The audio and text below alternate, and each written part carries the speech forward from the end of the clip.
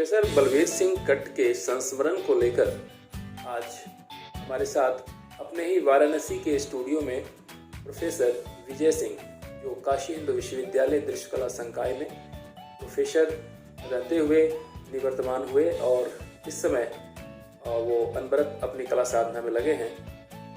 कई एक वर्ष प्रोफेसर कट्ट के साथ उन्होंने दृश्यकला संकाय काशी हिंदू विश्वविद्यालय में कार्य किया। तो प्रोफेसर विजय सिंह सर के साथ मैं उपस्थित हूँ। सर, मैं जानना चाहूँगा कि जो प्रोफेसर बलवीर सिंह कट्ट मूर्तिकला के एक हस्ताक्षर हुए, उनके बारे में सर कुछ संस्मरण हमें बताएं। पहले आप सबको मैं प्रणाम निवेदन करता हूँ। सर्वत्र सभी को मैं प्रणाम करता हूँ। और प्रोफेसर बलवीर सिंह कट्ट be a man before being as an artist, एक सज्जन आदमी थे। रुदा ने कभी कहा था, द ग्रेट स्कल्प्टर, कि पहले एक इंसान अच्छा बनो, उसके बाद कुछ बनाओ। मैंने बड़ा करीब से उनको देखा कि ये भेद उनके अंदर में नहीं था कि यह ब्लाइट में है, कि यह पेंटिंग में है, कि यह स्कल्पचर में है। जो भी काम करते थे, जिनकी भी आइडेंटिटी होती थी, वो उनसे जुड़ना ही होता था। उनकी पहचान देश में ही नहीं, मूर्तिकला के क्षेत्र में थी। बड़ा से बड़ा स्कल्पचर ह्यूज खड़ा कर देते थे, बल्कि विदेशों में भी थी। उनके कार्यकाल में काफ़ी लोग कॉलेज में जुड़े थे। केशव मलिक का कार्यक्रम भी प्रोफेसर बलवीर सिंह कट्ट साहब के इस समय में ही आयोजित हुआ था। डॉक्टर मुनकर अजानंद, जो फर्स्ट ललित कला अकादमी के चेयरमैन थे, उनका भी कार्यक्रम, एक लेक्चर कट्ट साहब ने हमारे कॉलेज में आयोजित किया था। और वो जब बीएचयू में थे तो उनको इस समझ में आता था कि मेरा कॉलेज किसी मायने में शांति निकेतन और बड़ौदा से कब कंपेयर में काम नहीं कर रहा है। और जहाँ भी जिस भी सिलेक्शन कमेटी में जाते थे, वो ये देखते थे कि अन्याय नहीं होना चाहिए। न्याय के लिए हमेशा फाइट करते थे। उनका एक संस्मरण मुझे याद आता है, 1989 की घटना है। श्री धनानी आर्ट गैलरी में मेरा वन मैन शो था, मेरी ड्राइंग का शो था। उस शो में हम लोग एक दिन पहले, मेरा छोटा भाई राम सिंह और मैं और एक दो दिल्ली में मेरे स्टूडेंट थे, वो लोग मिल के हैंग कर रहे थे सब श्रीधानी आर्ट गैलरी में। कट्ट साहब घूमते हुए कहीं से आ गए और आ करके कैंटीन से एक ट्रे में जो है 4 ठो कॉफ़ी लेकर के सीधे गैलरी में पहुंच गए। लो विजय सिंह, तुमने कॉफ़ी नहीं पिलाया, हम आज उद्घाटन तुम्हारी प्रदर्शनी का आज ही कर दे रहे हैं। मुझे बड़ा संकोच हुआ कि कैंटीन से ले आ करके उन्होंने कॉफ़ी हम लोगों को रखा और बोले, सुनो, आज तो मैं बनारस जा रहा हूँ, शाम को तुम्हारी प्रदर्शनी 1 वीक चलेगी और 1-2 रोज में लतिका काट तुमको यहाँ आएगी अपने भाई को लेकर, एक ड्राइंग वो तुम्हारे खरीद आएगी चार्टेड बैंक के लिए। हाँ, तुम रहना यहाँ। और 2-3 दिन बाद लतिका मैडम अपने भाई, जो चार्टेड बैंक के मैनेजर थे विदेशी बैंक की, उनको लेकर आई और मैं डिस्कशन कर रहा था कुछ लोगों से आर्ट के ऊपर बैठ करके। हमको इशारा की कि इधर आओ, परिचय कराई और एक ड्राइंग पर हाथ रखा। उन्होंने कहा, ये ड्राइंग हमारा चार्टेड बैंक लेगा, या आप इसे छोड़ दीजिएगा बनारस जाने से पहले। और वो ड्राइंग परचेज किया। स्मरण मुझे याद आता है कि मैं एक बार 89 की घटना है, मदन लाल एक फेमस स्कल्प्टर, उनके घर पर मैं गया सुबह, चाय पीऊँगा। वहाँ कट्ट साहब मौजूद थे। उनकी मिसेज से बात कर रहे थे कि कोई काम मदन लाल का हमको दो। धूमीबल की रविंद्र जैन का, जो संस्थापक हैं, कोई पुण्यतिथि मनाया जा रहा था। तो हमको देखे तो हमने कहा, आप सबसे मांग रहे हैं, हमसे कट्ट साहब नहीं काम मांग रहे हैं। कहने, सुनो, तुम्हारा हम काम नहीं ले जाएंगे। हमको तो बड़ा वैसा लगे कि कैसा कर रहे हैं। क्या अच्छा ठीक है, मैंने कह दिया तो उसको मैं वापस कर रहा हूँ। कॉलेज में आने के बाद वो खोजते खोजते मुझे पाए और कहे, सुनो तुम अपना एक काम देना, हम तुम्हारा भी ड्राइंग ले जाएंगे। छोटा काम देना, बड़ा मत देना, मुझे ले जाना है, मैं खुद ही ले जाऊंगा। और एक छोटी सी ड्राइंग A4 साइज की हमने दिया। और जब वहाँ से शो खत्म हुआ, वो लौटे दिल्ली से, तो खुशी में उन्होंने ये व्यक्त किया, कहा कि सिर्फ विजय सिंह का एक ड्राइंग होटल से रेटल के मैनेजर ने खरीद किया है, वो पैसा जब आएगा तो पूरा पार्टी दे देना। सुनो न, तुमको हम चेक आएगा तो तभी देंगे जब जितने का बिका है वो सब खर्च करवा देंगे। तो हमने बोला सर तो फायदा ही क्या हुआ बिकने का। तो उन्होंने बड़ा कहा, एक अच्छे आदमी थे। और मेरे कॉलेज में उनकी एक आइडेंटिटी थी। बड़ौदा से, शांति निकेतन से, बम्बई से लोग आते थे। इवन जयराम भाई भी आते थे बड़ौदा से, कोई भी आता था। तो एक बहुत बड़ी मजबूत आइडेंटिटी थी, इसलिए लोग आते थे। अभी वैसे लोग नहीं आ रहे हैं हमारे कॉलेज में। इसको करके रखे थे पूरा सब जगह से। और एक बार सीनियर फेलोशिप के सिलेक्शन में थे और हमको बुलवाए, बोले विजय सिंह तुमने सीनियर स्कॉलरशिप के लिए अप्लाई किया था और तुम उसमें टॉप किए थे।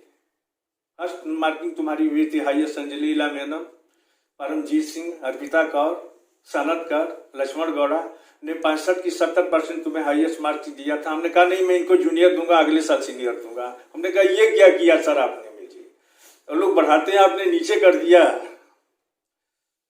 उन्होंने तुम बुरा मत मानना। मैं बड़ा दुखी हुआ कि मैं सीनियर के लिए अप्लाई किया था, जूनियर फेलोशिप कैसा में आया भी लेटर जूनियर। बोला हमने तेरा कटाया, तने अदरवाइज नहीं लिया, बात अलग है। अरे ये वो जो अंदर में होता था उसे सीधे सीधे वो व्यक्त कर देते थे, है कि नहीं। और एक संस्मरण मुझे और याद आता है, जब उड़ीसा में साइक्लोन आया था, बहुत बड़ा तूफान आया था, आज से 15-20 साल पहले, डेट नहीं याद आ रहा है। एक ऑक्शन हुआ बनारस में, गंगा तट प्रणाम सिंह जी की गैलरी में। तो मैंने भी एक काम मुझसे भी मांगा गया। मैंने एक छोटा सा शीशे में ड्राइंग दिया और प्रोफेसर महंती से हमने पूछा कि उद्घाटन कौन कर रहा है। बोले काट साहब। तो मैंने कहा कि उद्घाटन वाले दिन हम नहीं जाएंगे, दूसरे दिन हम जाएंगे। बोले क्यों? वो तो आपके काम को पसंद करते हैं, हम क्यों दूसरे दिन जाएंगे, उस दिन नहीं जाएंगे। जब दूसरे दिन गए तो बोले एक उद्घाटन करने के बाद बोले इसमें साइन नहीं है, सिग्नेचर नहीं है, ये जंगल का पेड़ सिपिया कलर में किसका है, ये हम रख लेते हैं। 1200 या 1500 उसकी कीमत थी और एक ही काम बिका था। और इंडियन रेड क्रॉस सोसाइटी के थ्रू प्रोफेसर महंती ने उड़ीसा को भेज दिया। वो कट साहब का दिल जो है ना बहुत बड़ा था, मुझे ऐसा महसूस होता था। कभी कभी हम सोचते थे, हम कभी कभी बड़ा दुखी भी होते थे कि हमको जो हुआ वही सुना देते हैं यार, अच्छा नहीं लगता है। लेकिन उनके दिल में जो बात होती थी वो बाहर और अंदर में दोनों में भेद नहीं था। वो कैरेक्टर नहीं था कि अंदर कुछ और है बाहर कुछ और है, ऐसा नहीं था। जो अंदर है यानी हम कह सकते हैं सर कि वो बड़े ही खुले दिल के थे, व्यक्तित्व थे और खुश मिजाज भी थे। खुश मिजाज। और कलाकारों को जो भी रचनाकार रहे, उनके समसामयिक या जो छात्र हो या गुरुवृंद हो, सभी को उन्होंने जो है प्रोत्साहित करने का कार्य किया और एक मार्गदर्शक भी देते रहे। तो ये बड़ी बात है। कला के विद्यार्थियों को आपका संस्मरण निश्चित रूप से भाएगा और उससे कुछ सीख मिलेगी, उनके व्यक्तित्व सीखने का मौका मिलेगा।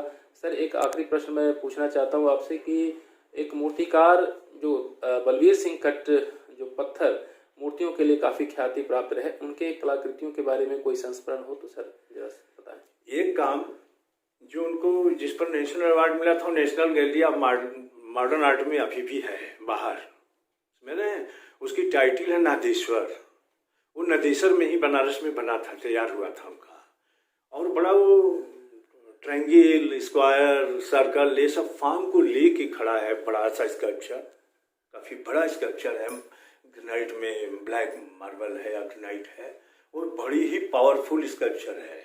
जब भी मैं दिल्ली जाता हूँ उसको देखता हूँ तो मैं सोचता हूँ कि कट साहब हमारे बीच में नहीं है, लेकिन कट साहब का काम जो है गवाह दे रहा है, वो जिंदा है कि नहीं। कट साहब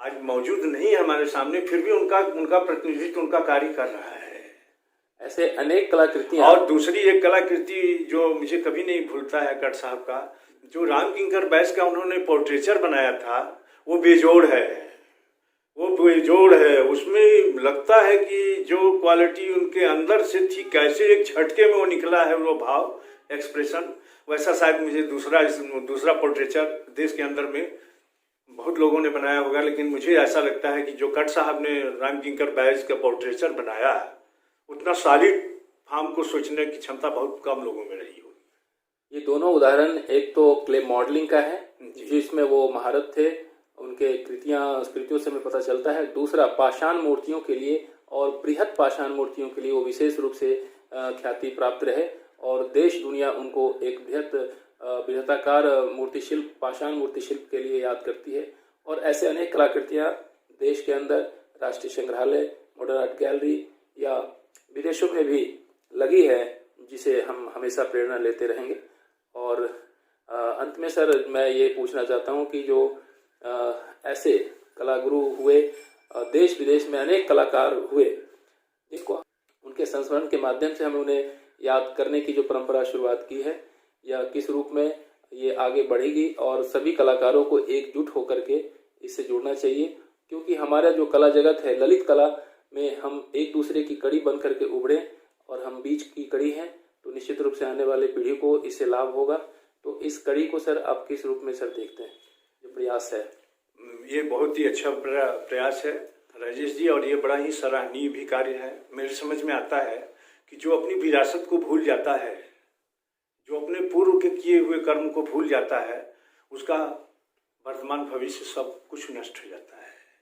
हम जो कुछ भी आज हैं, जो भी हैं, अपने माता पिता गुरु की ही देन है। उसी तरह से जो कला जगत में जब से हम आए, प्रवेश किए, हम प्रतिदिन अच्छे कलाकारों को नित्य सुबह जो है नमन करते हैं। बेंद्रे हुए, कट साहब हुए, राम किंकर बैस हुए, जयराम पटेल हुए, प्रोफेसर रणबीर सिंह बिष्ट हुए, समझ रहे हैं कि नहीं? इन लोगों से बहुत कुछ हाथ मिला है, बहुत कुछ डिस्कशन करने से मिला है। मात्र यह नहीं कि केवल हम यहाँ पढ़े हैं। Professor AP. गज्जर सर हुए, है कि नहीं, ज्योतिष भट्टाचार्य साहब हुए, देश के कोने कोने।